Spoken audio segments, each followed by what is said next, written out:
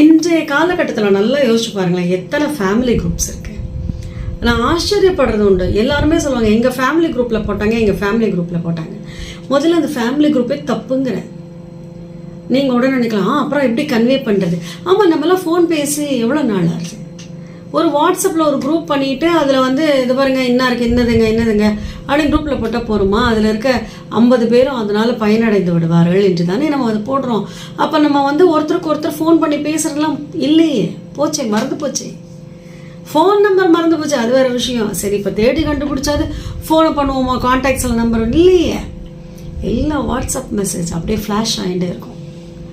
நம்ம நினச்சிட்டு இருக்கோம் நம்ம ரொம்ப டெக்கி, இவர்களுடைய பிறந்தநாள் நாள் இன்று, இதில் வேற பெருமை வேற.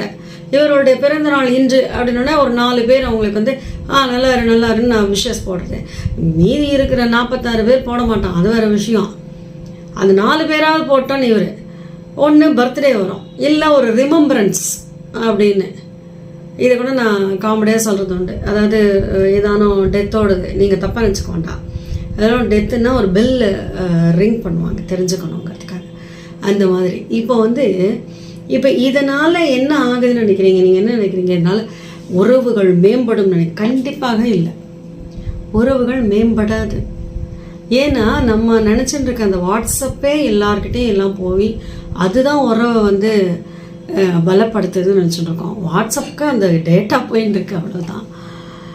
இதில் வந்து நமக்கு பெருமை வேறு தெரியுமா? நான் ஒரு 50 பேர் எங்கள் குடும்பத்தில் இருக்க 50 பேர்கிட்ட நான் வந்து அப்படியே ஃபிங்கர் பாயிண்டில் நான் வச்சுருக்கேன். நான் எல்லாரோடைய டீட்டெயில்ஸும் தெரியும். அங்கே அவன் சொல்லுவான், இது பைத்தியம் பாரு, இதுக்கு நேரம் போகலன்ட்டு இது ஏதாவது அமுச்சுட்டு இருக்கு, இதுக்கு பற்றியா ஒரு வேலையே இல்லை பாரு, யாருக்கு பிறந்த நாள் யாருக்கு என்ன இது போடுறது தான் இதுக்கு வேலை போல் இருக்கு.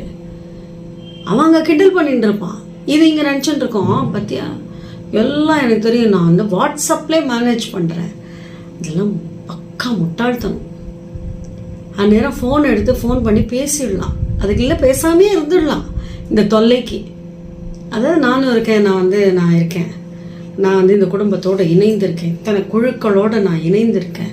ப்ரொஜெக்ட் பண்ணுறது இதுக்கு பேர். எல்லாரோடையும் ரொம்ப இணக்கத்தோடு இருக்கேன், சொசைட்டியில் காட்டிக்கிறாங்களாம்மா. உன்னை பற்றி மற்றவன் என்ன பேசுவான்றது உனக்கு தெரியாது, நீ வந்து நீயா ஒரு இமேஜை கொடுக்கணுமா? அவசியம் இல்லையே, உன் வாழ்க்கையை நீ வாழ்ந்துட்டு போய் தன்னைத்தானே ஒரு மாய வலையில் போட்டுட்டு அதுலேருந்து வெளியே வர முடியாமல் இருக்கணும். இந்த மாதிரி மனிதர்களை பார்க்கும் பொழுது பரிதாபம் தான் ஏற்படுது இல்லையா? யோசிச்சு பாருங்களேன். யோசிக்க வேண்டிய விஷயம். உங்கள் அனுபவங்களை கமெண்ட்டில் தெரிவிங்க. ராதே கிருஷ்ணா.